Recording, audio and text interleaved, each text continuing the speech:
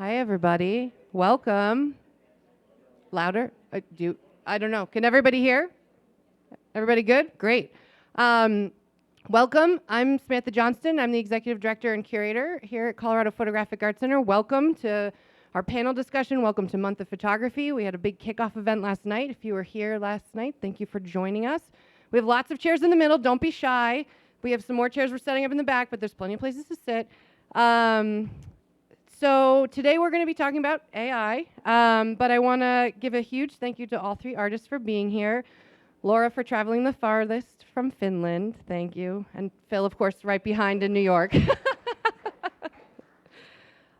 Just a few announcements. A huge thank you to our festival sponsors, to our headline sponsor, the David and Laura Mirage Foundation, Visit Denver, Nightlights Denver, Denver Theater District, Digital Silver Imaging, who did all the printing, Freestyle Photo and Imaging Supplies, and Womble Bond and Dixon. We are trying to record all of this today, so when we get to Q&A, I'm going to repeat questions with the mic. So there will be Q&A at the end. Don't worry, I know everybody's like itching and ready to talk about all this. Photography has a long and challenging history. And when the camera first appeared, it divided the art community. And the choice to work with these photographers for this exhibition using AI as a tool to create images was intentional. The conversation is happening, and I felt that the festival was an important time to have that dialogue. As a center for photography, dialogue and conversation about our ever-changing medium is very necessary. And as I mentioned, we will be taking questions at the end. I'm not going to read their bios. We have all that on the website. I just want to kind of jump right into conversation. So for each of you that are all photographers, but the works that are on the wall are using AI, can you share about how you're using AI to create this work? You're right next to me.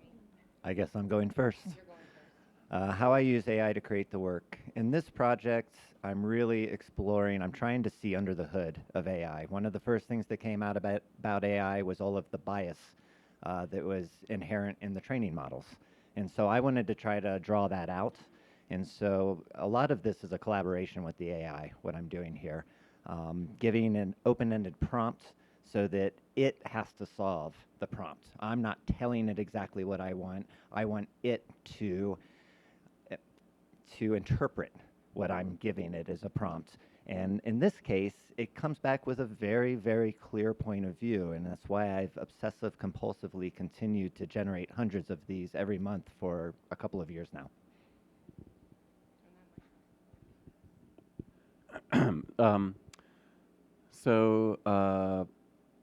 What interests me about AI is that the very existence of AI has radically changed our relationship to the image.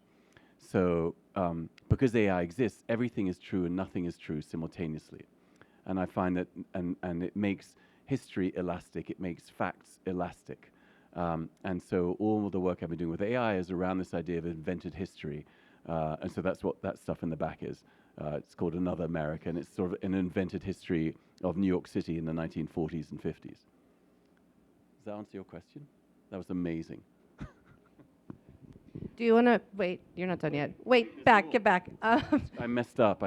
Can you speak a little more to working with John Kenny and Sure. the writing component that goes, because there is panel text with some of your images? So basically, when you're inventing a period of history, when you're thinking of a 10-year period of history, you have to think about all the things that happen in that 10-year period. The tragedies, the events, the disasters, the way what people wore. So I would think up these stories that happened within this 10-year period, and then I would make these images. But then I worked with a friend of mine who's a writer for The New Yorker, and I said, here's the basic story behind these images. Can you write imagined written history to accompany the imagined visual history? So he wrote these really fantastic stories that accompany a lot of the images and some of them are on the walls.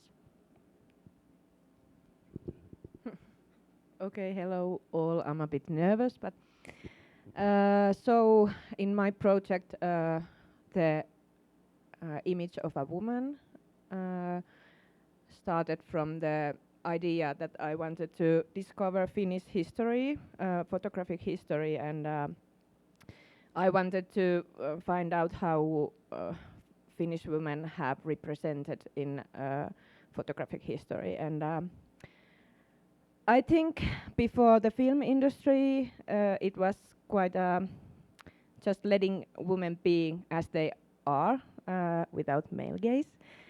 And that's the thing in my photography art also. So I wanted to create my kind of history, as he said also. But yeah, so that's the base to my work, I guess.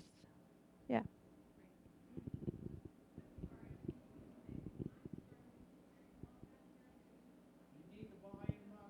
Volume up. Volume up.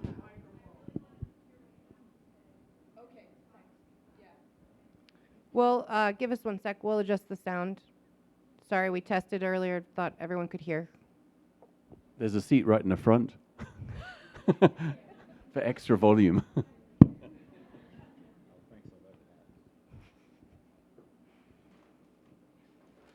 Do you want to grab some chairs out of the classroom? Is that better? Can everyone hear that? Okay, try that one. Hello? Yeah, but you have a loud voice. Okay, hello. Yes, it's better. Thank you. Okay, great. Thanks, everybody. So we are a photo center, and I know there's a lot of what are your thoughts on the use of AI in the same sentence as photography? We know that gets thrown around and talked about, so can we share some thoughts about that a little? Go, Todd. This is a fun one. It's interesting because none of this would exist without photography. And that's the important thing to remember, is AI was trained on all of the photography that has existed in the entire history of our medium. And so it's hard not to say the word photo when you're talking about AI that is imitating a photograph.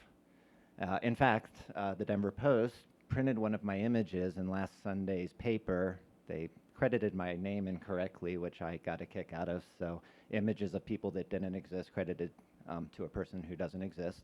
They also called it a photo, even though CPAC was very clear in the media packet that these were AI-generated images. And it's just because we are so used to seeing this and going, photography, that we don't really think deeper yet. Well, AI is not photography, but it uses a lot of the reflexes when you create it that you acquire as a photographer. If you're a good photographer, you can probably make good AI images. But it's interesting because photography is, if you've been doing it for a while, it's a reflexive process. It's an unconscious process. And AI is an entirely conscious process.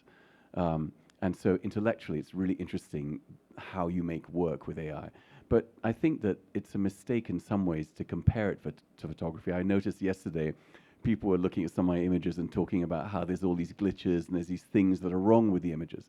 But that, to me, is kind of a wonderful thing about AI, is it's the voice of the technology speaking in the image. And as the technology gets better, that voice will be diminished. But I think it's kind of fascinating to see how it doesn't grasp certain things. So you can look at it, I mean, you can't help but, because it's a reflex when we look at these images to look at them as photographs, but they're not. There's something new and there's something different. And I find it really exhilarating, the creative process. Yeah, he have stolen all of my answers, but I'm sorry. But yeah, so yeah, like you said, that AI is not photography, but I have a background in photography and photography art, commercial photography. So when photographer start doing AI, and in my project, I was interested that how I can take my photographic view to AI images. So I think the most important question is that how artists can take his or her artistic view to AI images. So yeah, but yeah. Mm-hmm. But Phil read your notes and took Yeah. all of them. Okay, thanks. You're all using Midjourney, so while we're kind of talking about that, I wanted to, because we've chatted in the last 24 hours a lot about the exhibition and the work on the wall, and about how, I mean, I've watched specifically with your work, Todd, how the changes have happened as Midjourney has developed, and I guess could you talk a little about the software?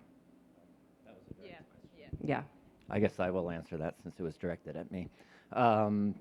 What was the changes in the software? Changes in the software. I mean, I remember Yeah. we talked about when we did a PhotoVox 2 years ago about AI, that it was, you were getting 6 fingers and 4 hands and all of this excess that was happening. And so if you could speak a little specifically, because I know you have been working on this same prompt and how that has changed over the course of this work. Thank you. It has gotten a lot better, and in fact, these images I have to go back and use an older model to create because Midjourney released a new model at the end of 2023, and it was too good. It was perfect, and it wasn't giving me this world anymore. It suddenly didn't have a point of view. And that's really what happens as AI improves, is that the vibe, as the AI art community likes to call it, kind of diminishes. It goes away. That creativity, that voice of the AI that appears in the glitches that Phil was talking about in his work, those things go away. So I'm using version 5.2 to create these. And when I started this project, I was using version 5.1. And there was a huge jump between 5.1 and 5.2. Suddenly, hands had 5 fingers. Everybody, for the most part, only had 2 hands. Although occasionally a random arm that looked like the same person would come into the frame. So it definitely has improved, but I'm not a huge fan of the latest versions because they're just a little too polished. No, you can. Yeah, you say. I'm going to preempt everything you're going to say. No, it's actually very interesting hearing you say that because earlier versions of Midjourney have more imagination. And I liken working with Midjourney to working with a really talented but really drunk person. And and and as Midjourney improves, it becomes less drunk, which is kind of unfortunate because there's something. I mean, in all the work I've made a lot of work. My work is always deeply conceptual, but I've always been very specific about controlling the work. And when you work with AI, you have to be a lot more elastic about the outcome. You have to be okay with the idea that this is what I wanted, and it's not giving me exactly what I wanted. It's giving me something adjacent to what I wanted. But that's also equally interesting. So you have to be flexible in that way when you work with AI. But it's interesting to hear you say that. Like earlier versions offer more surprise, and I love that. Same. Yeah, we have talked about this thing earlier, and I can relate it. But yeah, I love the way how Midjourney's oldest versions give some accidents or surprises. And if you try the 6.1, or I don't know, do they have a newest? Yeah, but 6.1 is it's too clean images.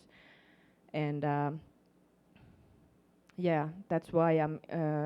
Midjourney is good for because of it makes so photography images. You know, if you try to make photographic images with, for example, DALL-E, yeah, it can't do it. So that's why Midjourney is good for photographers if you want to work with AI. But I'm also interested to work my own photographs. Like I love so much the way how AI gives the technology view to images. So that's why I have developed my work more to my own photographs and mix it with AI and find more the accidents. Thanks. Let's talk about copyright and AI. Let's. I'm not sure if you're all aware, but the U.S. Copyright Office did just release new guidance on AI copyright about 3 weeks ago, I think, so fairly recently. They said that no new legislation is necessary, that they can figure out copyright for AI works based on current legislation. And the idea is that there has to be significant human involvement. And so this work is public domain. This is not copyrighted. I've been getting a kick out of seeing CPAC with their best practices put the copyright symbol next to the images when they use them, which I think is, yeah, it's just habit, It's a right? total habit. It's like to the photography comment of the post. Absolutely. It's a, you know, But these are not, my work is not copyrighted, this particular project. But I'm confused because this work would not exist without you prompting, without your stimulus. Is that not sufficient human intervention? It's not like these images are sitting around in a folder somewhere and AI is just like waiting for someone to ask for them. So surely that would, to me, that would imply that there's significant human intervention, unless you're not human. I mean, There is some debate on that. Well, that is, again, just the Copyright Office guidance. And so I tend to, I'm an educator. I teach at RIMCAD here in Denver. And so I try to walk that line, that fine line between innovation, but also having respect for what the laws are. And so, I think it's still going to be battled. This is just the latest guidance. There's absolutely going to be a need for legislation. On the other hand, I have another AI project where I'm making handmade cyanotype prints from AI generations. That work I absolutely can copyright and feel like I have full ownership over.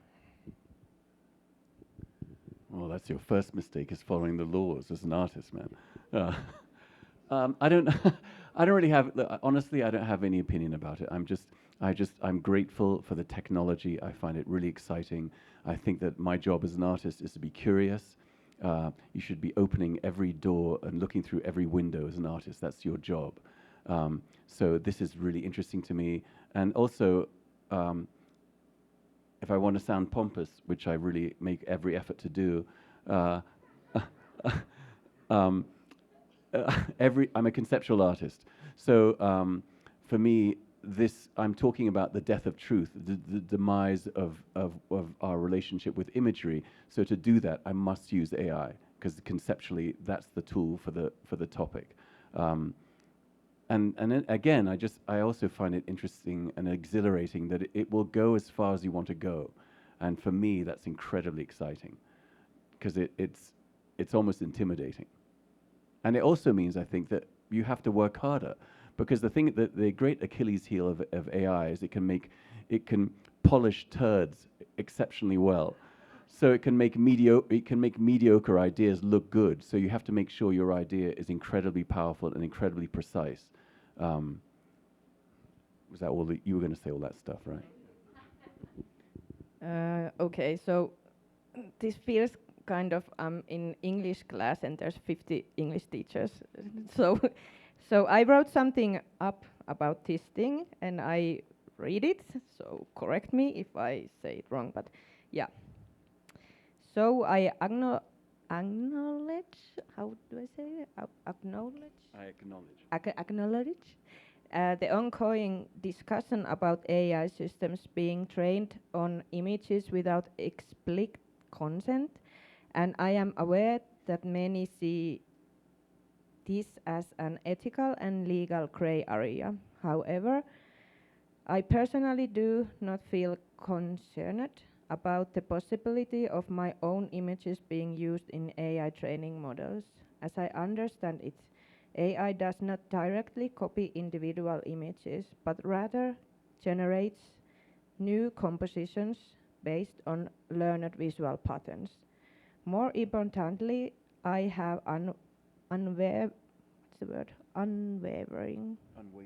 unwavering confidence in my artistic voice, regardless of the medium I use, whether photography, AI, painting, or even craft. the essence of my work lies in my artistic intent and message. That's actually, you actually raised some really important points. You can check to see if your work has been used to train Midjourney, and mine has, and I have no problem with that because I think the benefit of the technology far outweighs whatever copyright infringements I might feel have been imposed upon me, and I also think that you're quite right. The way AI works, it functions the same way any artist works. Any image I've ever taken is an amalgam of everything I've ever seen. Everything I've ever seen in my life, and that's the way AI works. It's an amalgam of everything it's ever seen. So it's learned to see using my images amongst millions of others. But again, I'm quite happy to kind of just the technology I think is so extraordinary that I just don't care, honestly. Yeah, same.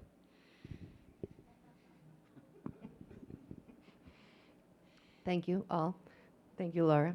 And I just want to spend a little more time I mean, you talked briefly at the start about, you know, Todd, you have the mic, so maybe if you want to start, I'm just looking at you know, could we speak a little bit more to like, specifically, I think with yours in the installation, we talked a lot about how the work would be to do these vinyl pieces specifically, to have this kind of 140 images, all, you know, not just having a few images, but the repetition of that. Can you speak to that a little more?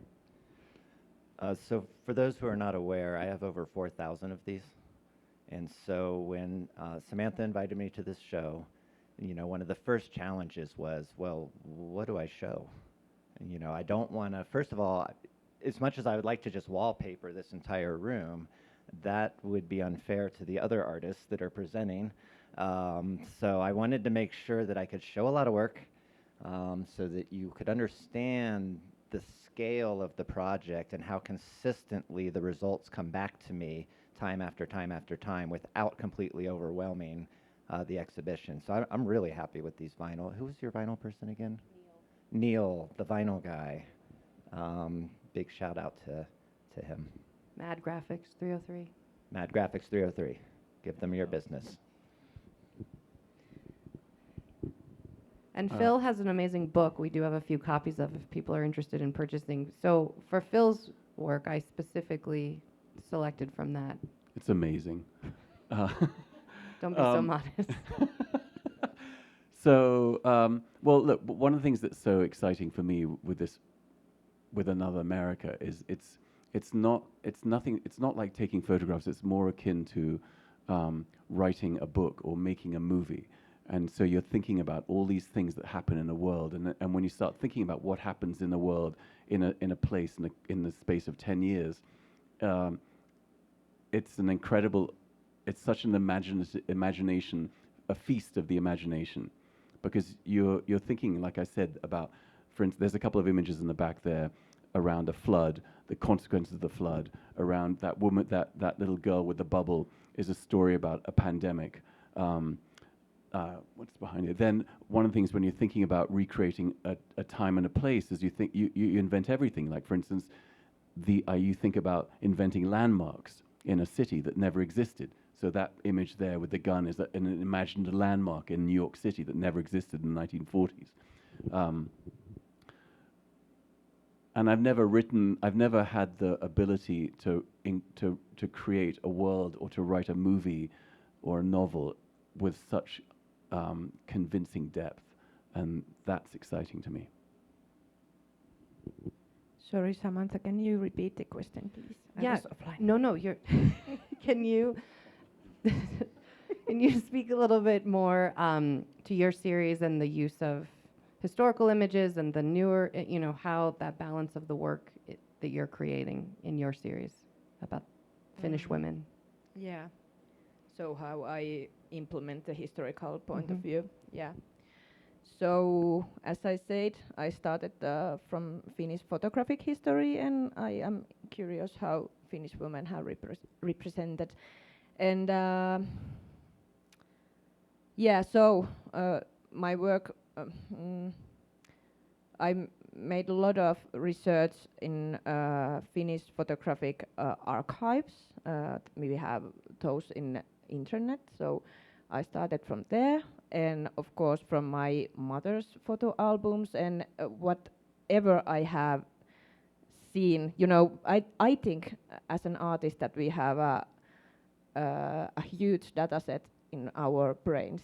So I have collected things on my head years and years, and you are maybe some longer than me, and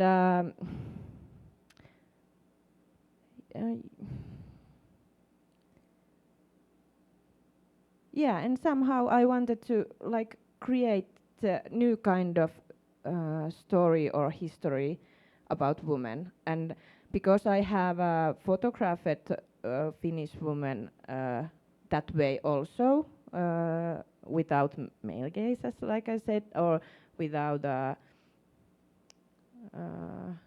like just letting them be as they are, like free from the camera. So yeah, that's how I wanted to create a history like my way, and include women in like a child and youngster and adult and like the old ages, and also include the different ages like nine. What's the, how do we call, like no, I mean that every kind of like time scales, no, time scales like 50s or 60s or Like teenager, different age groups. yeah, and in different times. Yeah, that's what I mean. So I hope I answered your question. Yeah. The other, I want to talk a little bit, and I think it's also a hard question to answer, but how do you picture the future of photography with continuing interventions from AI and technological advances that are happening at such a rapid rate? And obviously, we can only answer to what we kind of know, but I'm curious on your thoughts. Well, it's already happening. And the biggest response I've seen to AI in the last 2 years is a huge resurgence in analog processes. Like everybody's doing analog processes again. I'm seeing all these processes coming back. Angela Ferris-Belt has orotones on display at Michael Warren Contemporary right now. There are cyanotypes galore, toned and on different materials over at the Art Gallery. There's a whole alternative process show at Arapahoe Community College. If you look at the catalog, I'd say at least half of the shows have some type of analog component. So that's the biggest immediate response. The most important thing for us, though, and it's been an issue ever since digital photography took over, is we've been sort of playing it fast and loose with digital. People trust us because we were film photographers before, and we always had negatives we could show as evidence that we took an image. And so then digital came along, and they're like, oh, yeah, it's fine. They're still telling the truth. It's like, well, hold on a second. This is actually a whole different technology. So now we have things like the Content Authenticity Initiative, which is a huge nonprofit push to try to authenticate all digital media, not just photography, so that there's a way to prove something is authentic. Because that's the most serious issue facing us right now with AI as a culture, is that people look at AI, some members of my family included, and they just take it as fact. And I actually have a family member right now who thinks I'm doing these portraits of patriotic people, even though I have told them time and time again it's AI. They just don't know what AI is. They don't understand it. And so they look at that, they see a photograph, and they think I'm a portrait photographer now. And that couldn't be furthest from the truth. I like people, but not in front of a camera usually. Well, I don't think we need AI to promote lies. I think we've got pretty good evidence that we do a good job of convincing ourselves of alternative ideas without AI. But I would say this: if you think about the 1850s, this is my harebrained hypothesis. when photography showed up, all of a sudden, all the painters who were making extraordinarily photorealistic imagery of landscapes, portraits, etc., were like, holy shit, photography does this so much better. So guess what shows up at the end of the 19th century? Impressionism. So I'm really interested to see, I think that's one aspect is alternative processes, but I'm interested to see what AI pushes photography to do. How will it make photography un-AIable? If that's a word. So that's interesting to me. Is that what you're going to say? Yeah. I have better one. So, of course, I have noticed the thing that we have a lot of risks with AI images, like we can make, or people already do the, what's the name? The deep fakes, and I know also that, or some reporters have told me in Finland that that's true problem in their work, that they need a lot of time to confident the material what they give from people, or have, what they send. So that's a real problem. But as an artist, it's like it feels kind of funny, like a unnecessary thing to even talk. I know we need these talks, I know, but when we go to art, it's like it don't depends what tool you use. It could be like this one. It doesn't. I don't care about, like, is it AI or, yeah, but because we don't have a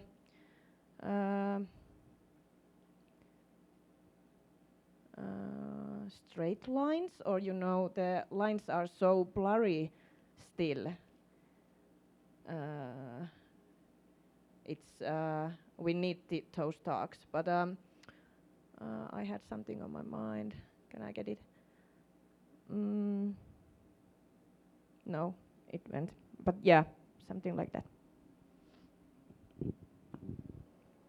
Thank you. Those were the questions I had, and I'm sure there's lots of questions in the audience, so I want to leave time for that. I'm not a person who says we only have time for 2 questions at the end. It's a big conversation, I know. So, who wants to go first with their first question? Stacy? One of the uses of AI I've enjoyed the most is this satirizing use of AI. And like recently, I know like you can't, like Phil, I know some of your earlier work was imagining like Trump as a working class, working at a beef counter or Sure. a butcher shop or something. And now there are these restrictions on public figures. So what do you feel about like if AI is supposed to be no holds bound and then just trying to find it in that way? And one of the most interesting uses is to like use it as satire or as political commentary by using known figures and things like. What's the other group that's like there's like a group of people that kind of make all these political figures drag queens? You know that one? Yep. Yeah. Yeah, they're still doing it, so I don't know like how they're getting around that legally is not working. But do you have any thoughts on like the things that they're trying to Hold on, crack let me down read. on in terms of like legal use of AI? I mean, normally you still can't sell it. Has that changed in the last 3 weeks too? Like the last time I looked, you couldn't sell to AI generated art or like. Oh, you can sell anything. Well, I thought for a while you couldn't because it was copywritten. You Yeah, can't but who's going to know? You can't transfer provenance, but you can sell it. Well, I knew that. Yeah, I just wanted to know what that was entirely. So Anyway, I guess it's also about your tolerance for legal risk. Yes. Because I really saw that between the two of you talking about that, where you were like, well, I respect, I'm an educator, and he's like, it was really about your tolerance for being sued. But what about the things in terms of like public figures and. So if you didn't hear in the back, I'm going to start passing the mic to make that. Questions about satire and the use of satire. Some of Phil's early images, he was using satiring Trump as a working class figure. So Stacey's question was around satire in AI, but yet the clamping down of that, because then you can't use that public figure. It's actually really interesting because the Trump thing you're referring to, that's the thing that kind of opened my mind to the possibilities of inventing history, because the premise of the idea was, what if Donald Trump had been born as a poor person? And then I made all these images of him leading a completely normal, mundane life, like, on the subway, whatever, like wearing a hoodie, like eating at a hamburger place.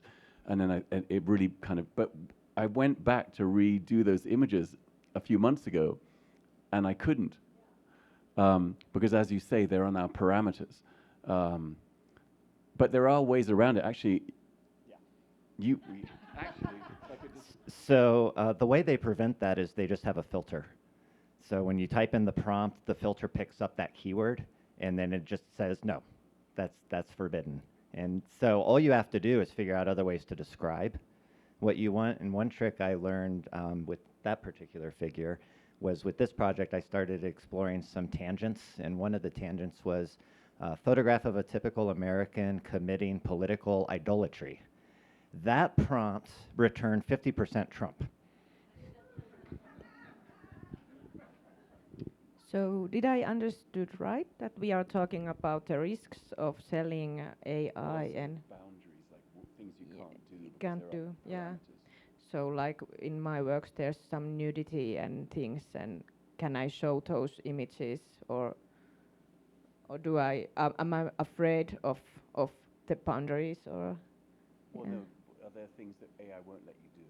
Ah, Like, can you do nudity, yeah, for instance? How yeah, do you get AI to do yeah. You want to know how how that? can I? How do you do that? Yeah. So basically, I don't, like Todd said, that I don't write it that way, but some somehow for some reason, Midjourney gives me that kind of images. And okay, there's risks because they have those rules to use that kind of images, but I don't know. When I attach those images to my art, it comes, it gives it next level, some kind of next level. And when we take those works belong my earlier work, we can see or you can recognize the work as mine. So I don't know, do I go too far? But I don't know. Yeah. Can I just add one more thing to that? It's actually interesting because it becomes this elaborate linguistic dance, and it's kind of like like if you read like literature in the Soviet Union, the way they would talk about things in a tangential sort of way. So I did this project. It was an NRA gift shop, and so one of the things I was trying to get AI to do was like a bullet-riddled body of a child as a doll. But it wouldn't do that when I mentioned blood, it wouldn't do that. So then I replaced blood for ketchup, and then it would do the thing. So it becomes this kind of interesting intellectual challenge of how do you dance your way around the machine? Yeah, and if I come back to the boundaries of Midjourney, that of course because I start from my idea in my head. I have some kind of image in my head what I want to make, and I write it. I prompt it, and then I start to make images, or AI starts, and then I see some images, and I re-roll or make more and more and more, and go deeper and deeper and deeper, and and when when the art takes you in, it's hard to try to, like, is it resist, or like say no when something good comes up. Yeah.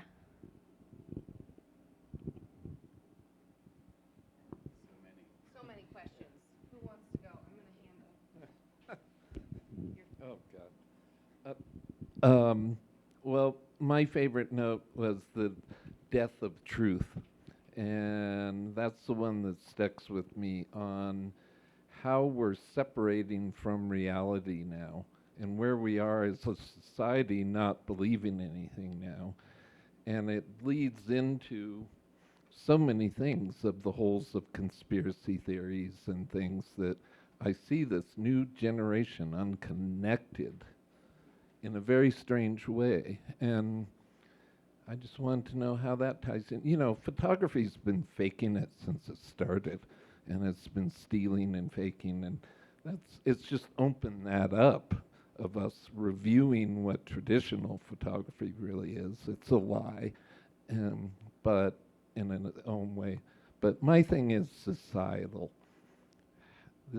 Gets scary where we are with death of truth.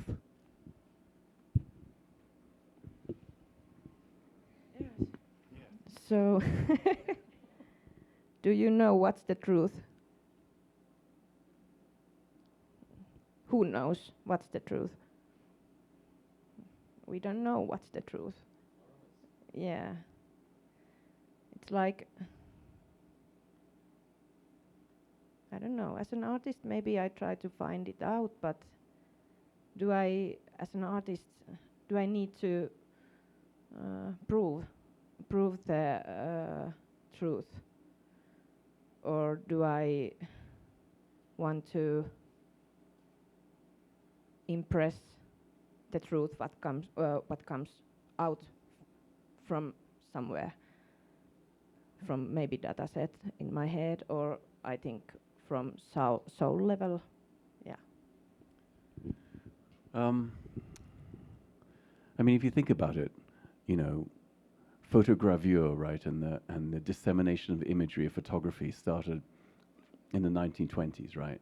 And I think there was this kind of, as you say, there's always been lies in photography. I mean, think about Matthew Brady, of course, but there was kind of an understanding that the stuff you saw in the newspapers, stuff you saw on TV, that was kind of true, an edited version of some version of the truth. I guess depending on what country you live in, obviously. And now you're right. I mean, well, I think we were talking about this yesterday, like how many people we have conversations with who think the moon landing never happened, and it used to be a fringe thing, and now it seems like it's kind of it's very anyone. But I wonder about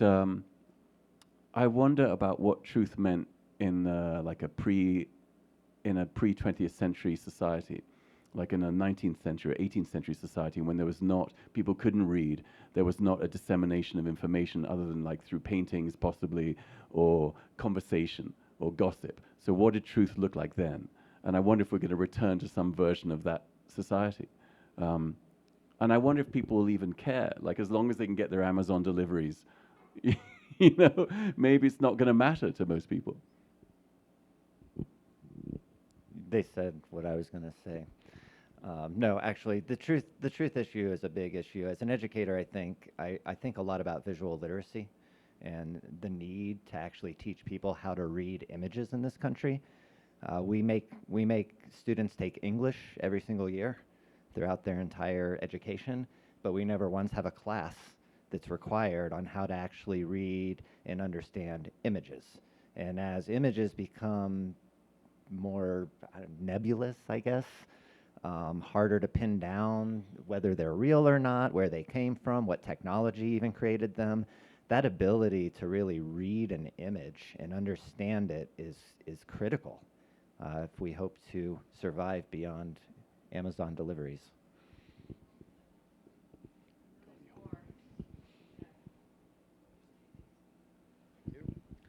I'm glad to hear each of you say that AI is not photography, but I think the public perception of that is not widespread, right? There's a lot of confusion. You said the lines are very blurred, and to my knowledge, I don't think CPAC has ever hosted a art exhibit that's been non-photography, so this is a first. Do you feel like by participating in a photo gallery with your work, are you blurring the lines more and causing more confusion? Or as artists, should we have more of a I guess, ethical standard to draw more definitive lines between the two?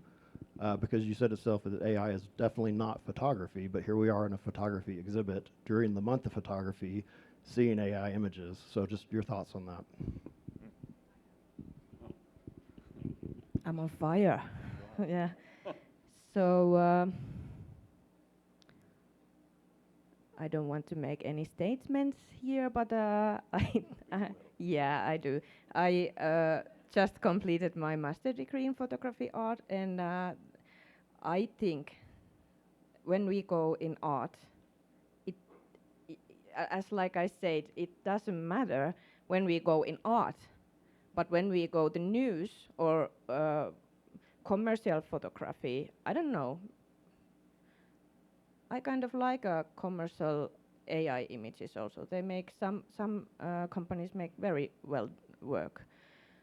And but in news, of course, we should take care that the disinformation not take place in our news.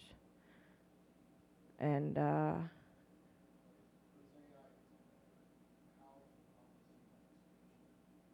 sorry, I can. As AI gets better, how does the public make that distinction between AI and photography?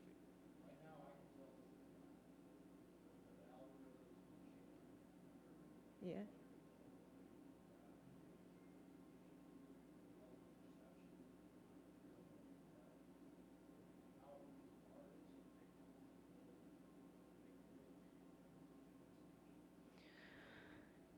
So now I'm not sure did I understood right, but now I take care it, uh, saying it openly that I have used AI as an artist.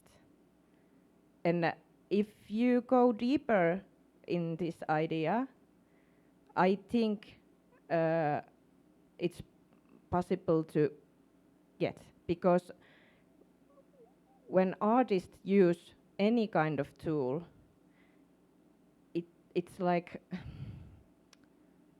it depends what kind of choices artist makes. You know, every choice matter. Yeah. And yeah. And now one thing more. And now we are in photographic art center. So I totally understand the thoughts that why do you give the space for this kind of images, because that's not photography. And some people get very angry about it, but like Todd says, he's curious and I am too, and I'm gonna steal this line. But yeah, our work is to test things, like being curious, like yeah, I can say it better, you can. Well, first of all, I think it's entirely relevant to have AI in the context of photography, because a few things. One is you need to have, if you're a good photographer, you need to use all of the skills that make you a good photographer to make good AI work. Yeah. A lot of AI work looks terrible because it's made by people who aren't photographers, so they don't understand narrative, they don't understand light, focal length, time of day, emotion. They don't understand all the things that make extraordinary photography. So you need those skills to make good AI work. And visually, it looks like AI. I mean, like photography. Well, some version of it, yeah. And what's that? Sure, exactly. What's that? Yeah, but painting doesn't look like a photograph, but AI does. So, and I think that, look, I've been on the receiving end a lot of AI rage, and I think, to me, it's a little disappointing, because I think that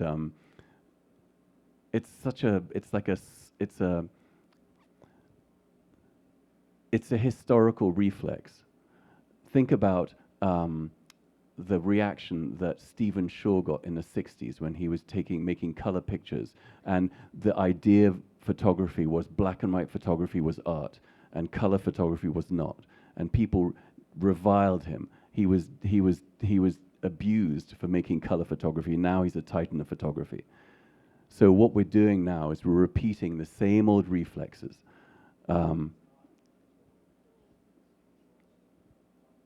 But it was still a circling in the wagons. This is photography. Color photography is not art photography. And what you're saying, and I know this is not photography, but it doesn't matter. It's the same reflex.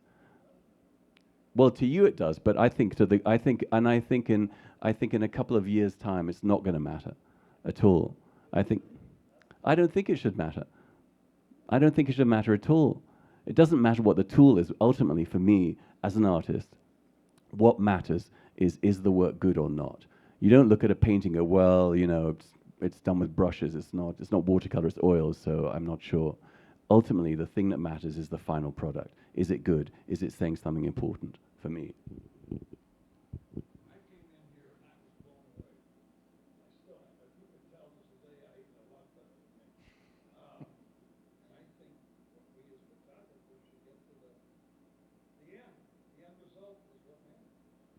Yes. I think just being transparent about your process is the key. I mean, we are all extremely forthcoming about how we make this work. We're not trying to hide, you know, behind the curtain, you know, and just come out and be like, oh, how'd you make that? Oh, I'm just a brilliant artist. You know, we're telling you. And I can guarantee you there are artists out there right now who are using this tool and are not telling you. And you're praising them for their brilliant photography. And those are the people you should be angry at, not those of us who are being honest about what we're doing. But at the end of the day, Phil is absolutely right. It's the idea, it's the end result that matters. It's not how you got there. I tell my students all the time, the only people who care about how you made the piece are other artists.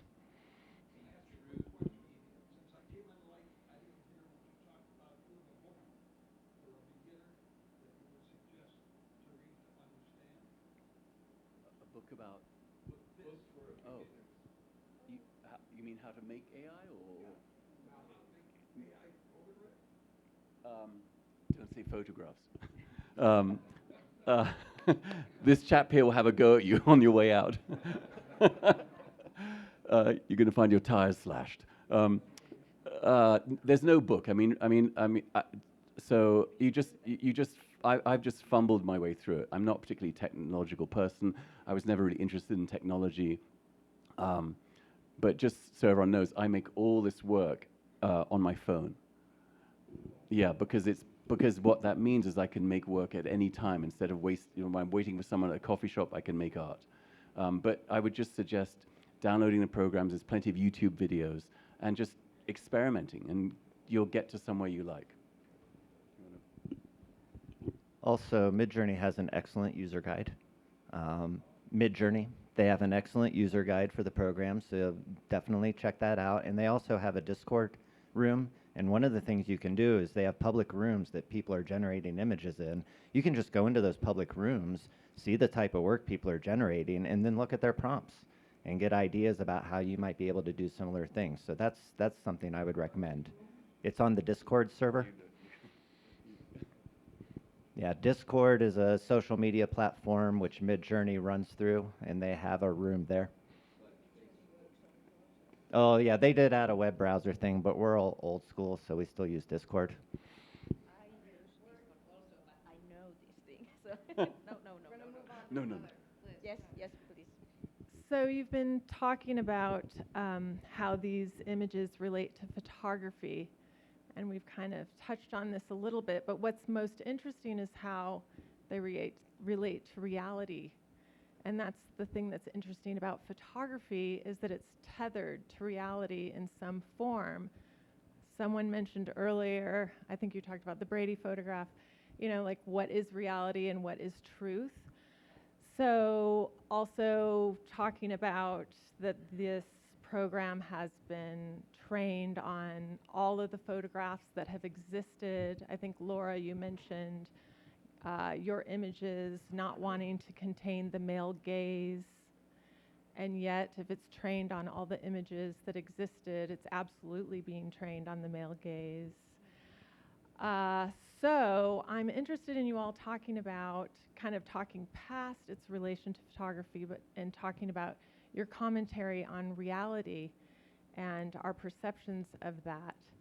I got another question about the cyanotype. Awesome show at CVA, by the way. But if you'll speak about that. Sorry, so you're asking about the connection of AI to reality?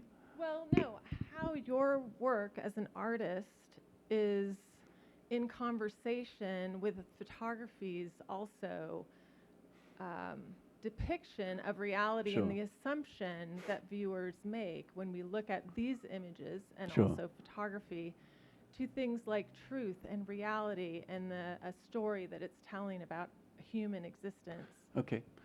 Well, I can just to speak to my own work. As I said earlier, we live in this strange new space where everything is real and nothing is real. It's like a sort of a Schrodinger's cat situation. And so in Another America, I've tried to oscillate between images that could be real and images that are clearly surreal, because I think that's going to mirror our relationship with the image going forward. We're always going to be looking at things and questioning: is it real? Is it not? Is it untrue? Is it true? So I'm not sure if that answers what you're asking or not. My project, Typical American, really is about that. It's trying to pull out what the reality of being an American is based on how AI interprets the data that it was trained on. And, you know, one thing, I think these are all sort of 1 degree away from reality, right? There's just like one element in each of these that takes them a little further, and you know it's not real. But if you just eliminated, you know, the face paint or the giant hamburger or the car with a bench on it, suddenly it's real. It's actually reflecting reality, or at least my perception of reality. I don't know, do I answer right, or is there any right answers? But I'm not sure why should I prove the truth some way. Like I'm an artist, and I'm not working with the level of like I want to some way to show the truth. I want to show what comes from there, like deeper level.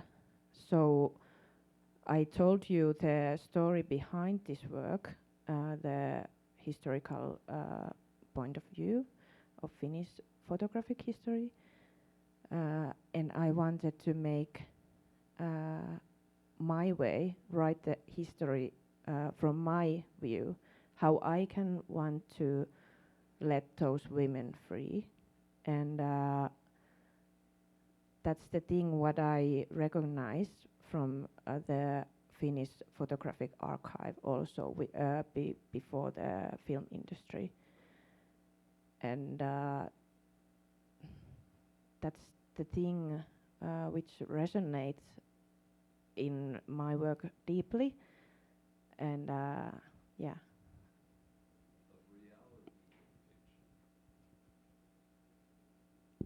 Sorry. Yeah.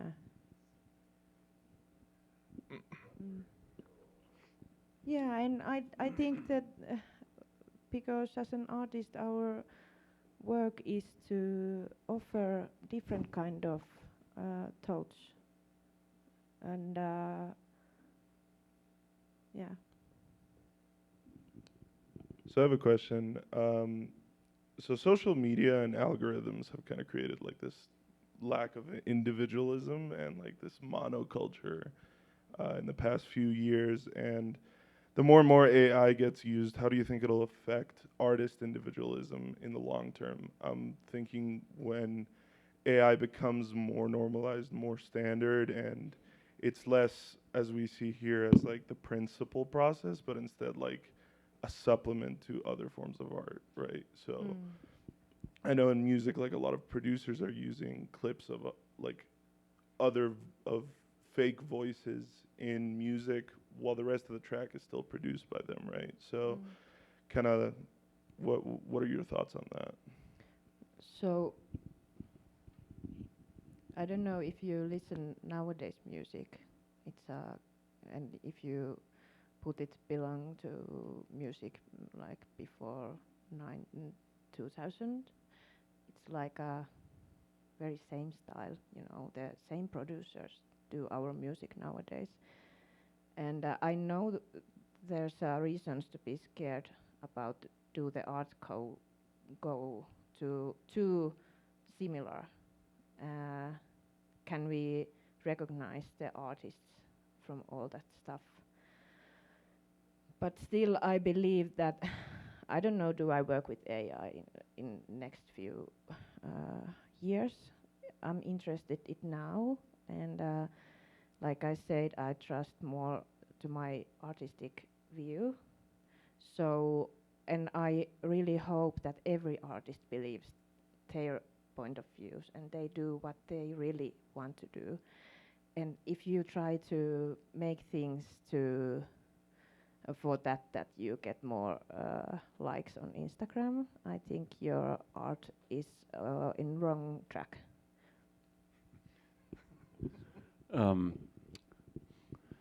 It's interesting actually because like I said earlier, the Achilles heel of AI is that it does have its own style if it's left to its own devices, right? So I think that like any art, it's force of will. It's a being a good artist is like this is going to be a bit of a weird metaphor, particularly our current political situation. It's like being a good dictator. But you have to be extraordinarily sure of your own point of view. Otherwise, AI will just churn out stuff that looks like AI. So you have to be awake when you're making it. But also you have to have an artistic point of view, like anything. It's just with AI can kind of do the job for you if you don't pay attention.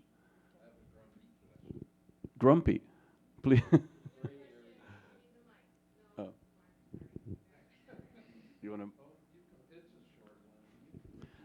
They want to record your grumpy question. Oh God. I do Ancestry.com. I go back in now. And now people are taking the fuzzy photo and AI makes it a sharp photo. And it takes out stuff out of the background. And they're presenting that as historical documents, as fact. Rampantly growing in Heritage and Ancestry.com. That bums me out. To Wait, present your family as cleaned up, recreated AI version as a historical fact. So I have a question. Where do you see AI in 10 years as an artistic tool? And I want to preface this with a remark about we're on the cusp of quantum computing, and you're talking about filters, and you're talking about AI getting better. How is it going to change in, say, 10 years? Thank you. Honestly, I don't know enough to say. I don't have that kind of knowledge. I'm sorry. I know it's a deeply unsatisfying answer. I mean, you know what I can say is it'll probably be nothing like what. I mean, I think we're at the sort of daguerreotype era of AI. This is where we are. We're like 1860.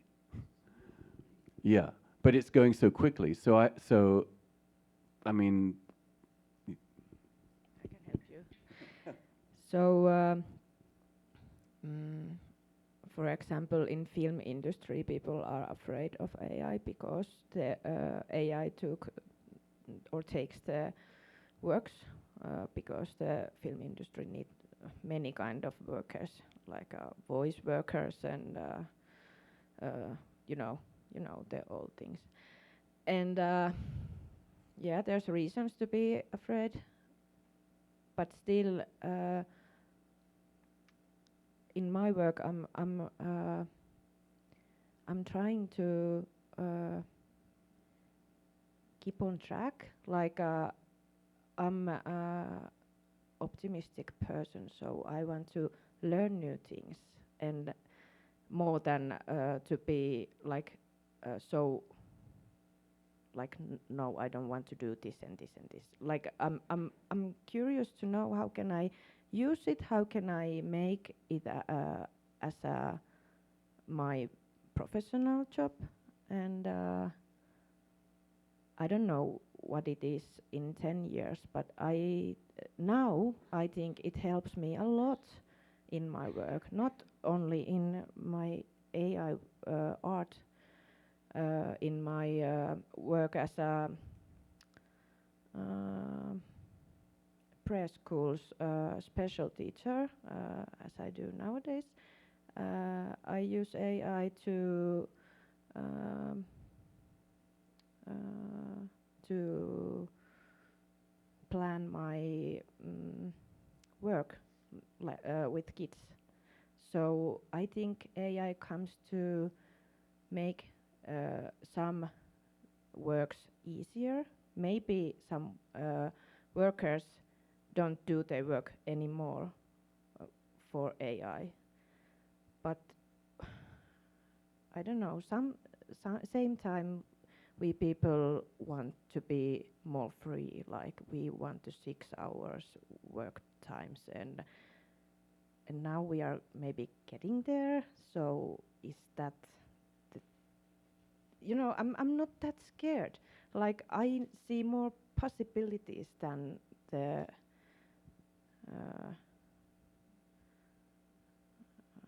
what's the word? Like fear. Yeah, fear. Yeah, but still, you can send me email 10 years after and send me to the cross and yeah. I mean, actually, sorry, one more thing that I know nothing about the future, but we can look to the past. And the closest analogy I can think of is the Industrial Revolution. And so I'm sure at the beginning of that period in the 19th century, people had no idea what was happening and what was going to happen. And I think that's where we are now. And so understandably, there's fear. But I also think that fear is not useful. You know, I think when people like reviling AI or it doesn't serve any purpose, and it's not, and it doesn't help you, not you specifically, but it doesn't help people, I think. I do have a couple of predictions. I like prediction questions. These are my favorite. Thank you. So one thing I think is going to happen with AI as a tool for art is it's going to establish its own style at some point. So photography started out, and one of the first things photographers did that were trying to be accepted as artists was they tried to make photographs that looked like paintings. So when AI was invented and they were trying to prove this tool was positive, it was logical to make it really good at making something that looks like a photograph. That's a starting point. I think in 10 years, you're going to see an evolution where AI sort of begins to establish itself and have its own style, its own form of expression, and it will be its own art medium. I have something to add. So I think the thing is more that in our moral, like how people act in word. Like we have a, I don't know. I think this time is very like low moral time, and of course people do bad things in this time and don't respect moral. So, as to the people who have maybe some issues with the moral, it's easy to use AI to wrong choices, and yeah, I don't know, is the reason in AI after all, or is it our times and our low moral?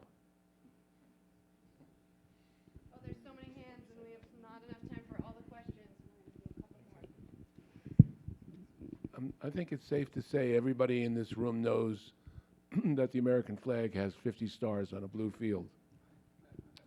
And yet when you look at what AI, if I'm seeing it correctly, AI is represented over here, it knows too, presumably with all the access to knowledge. And yet the number of stars that it chooses to place on many of the flags differ significantly. What does that say about AI's process? It's almost like unreality laid on top of unreality. I do have a theory about that. One of the things that they do in the AI models is they build filters to try to prevent copyrightable material being put in, like a Coca-Cola logo, a Nike logo, although those things have both popped up in my results. So I think what's happening there is that it's looking at the American flag as a product, and so it's just making a subtle change. Yeah, and it kind of, that's very profound, right? And it kind of is changing. It's just changing a little bit here, a little bit there, just enough so that it's not breaking a copyright. That's my theory, at least. I don't think it's making a profound statement about where we're at as a country, although it may not be too far from the truth. I really think it's just one of the filters that is causing some chaos with the flag.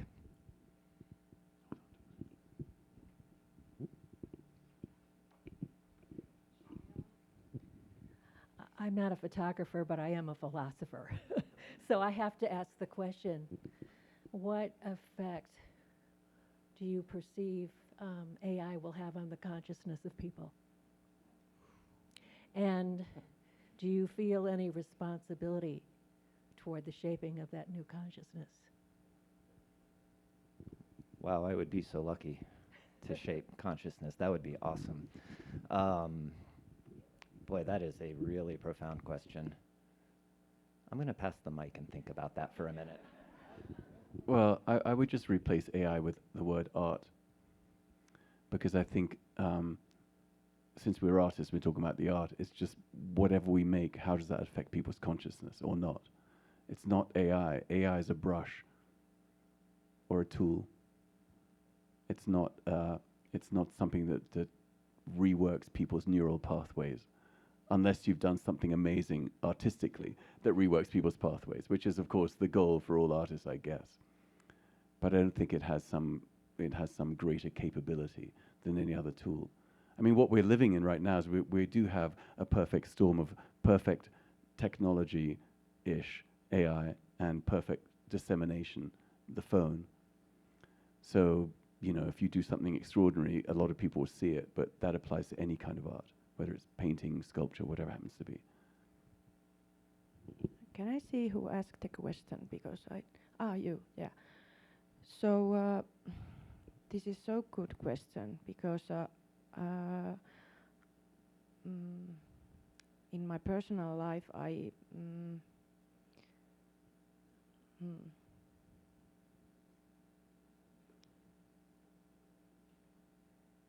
some way I'm very happy if our consciousness moves on.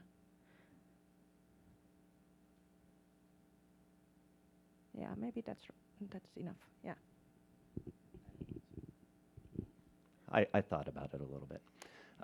One thing that is actually already happening with AI is it's changing how we use language, because people are starting to switch their language based on what works in prompting, as well as, you know, things like Grammarly, which I'm sure most of us in the room use to some degree. That's having a huge influence on language, and it's really homogenizing our language big time. Okay, I'm going. There were a few more back here. Be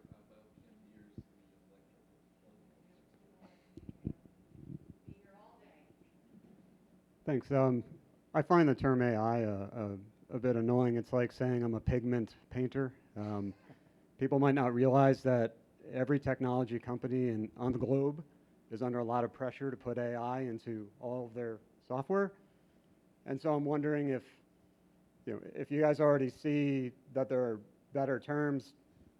Are you really just digital artists? Are you generative artists? And how long will it be before we can all just call this art, which you actually mentioned? Well, like Phil, I just call myself a conceptual artist. I don't really use a I call myself a conceptual artist. I don't use a specific technology to define myself, even though everything I do somehow relates back to photography. That's just where I came from. To me, the medium isn't important, but you're absolutely right. The term AI is so large, and it includes so many things. And so when people just say, "I hate AI," it's like, okay, can you be more specific, please? I'm not sure. It's interesting. I've spent 40 years taking pictures and making and using all sorts of other mediums, and I've never experienced the kind of animosity that I experience these days with this particular work. And I guess I'm interested in what makes people so angry, and I'm kind of curious about it and saddened by it a little bit.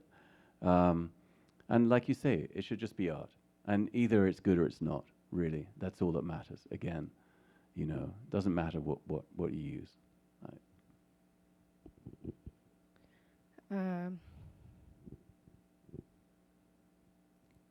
I think that's why I'm happy if our consciousness goes a little bit more developed. Yeah, because I think we people are so in our identities that we forgot to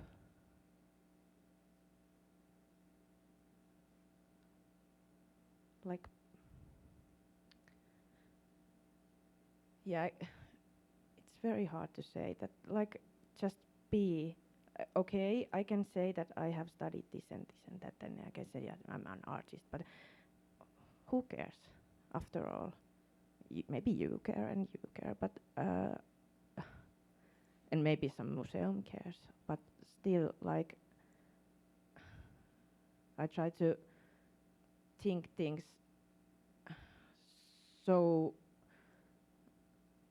objective or something, like just live my life and do my things, what feels here good, okay, and I try also to be attached in my feelings also, because sometimes it can be a lie.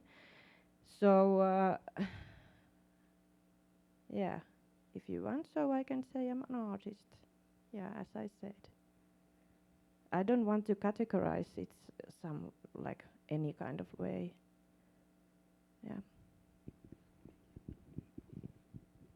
Hi guys, thank you for coming and showing your work here. I think it's really interesting. I'm 29, and this is like my first time coming to an exhibit, kind of getting involved into the community also. A lot of my work is like photojournalism, so big on with the 2020 protests and stuff like that. So it scares me a little bit to involve AI into something where my work is very based on reality. I get really nervous when I even use too much Photoshop or Lightroom in my work. So I don't know if I'm going to have a question after this. I guess this is more of another perspective. I think he made some really good points also with some of your questions too. But I guess that's just my perspective. I'm kind of coming into this with you saying like half of the exhibits now are AI, which is kind of a little sad to me. So I guess that's just my point of view. Don't know if you can say anything to that, but just wanted to put that out there. Yeah, I want to say that in Finland I have discussion with a reporter and from the Finnish broadcaster called Yle, which is Finland's biggest news reporter. So he told that, as like I said, it's a huge problem in their work. They use a lot of time to confirm the images or the photos, are those real.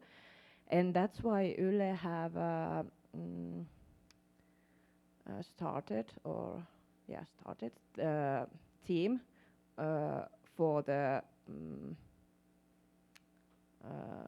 confirm the photos and all the material what they get. So, and I think this is gonna be more common worldwide later. But I totally understand that that's pretty sad that we should use our time to confirm things, and can we really trust the news? And I want to clear that what I tell is from my artistic view. So I add there more like things with God, and we go so far. So, but in news, it's very important, and I'm with you. I'm standing with you yeah. Well, shockingly, I think that there's an opportunity if you're a photojournalist with AI. Let's agree for a minute that images move people. And let's think about the idea that there are places to which you have no access as a journalist, right? Say, Uyghur labor camps in China or North Korean detention centers, whatever it happens to be. And let's say in this hypothesis that you have someone who's escaped from North Korea who experienced those labor camps. And then you work with them as an AI artist, and you create from their words what they've seen, and you make images, and then those images move people and then change politics. Is that not worthwhile? No, it's not. It's based on truth. But if it's words from someone who's and let me just say, if this moves the world for a positive effect, is that not worthwhile? Or it doesn't matter. Even if it's worthwhile, it doesn't matter because you used AI based on someone's real words who was there.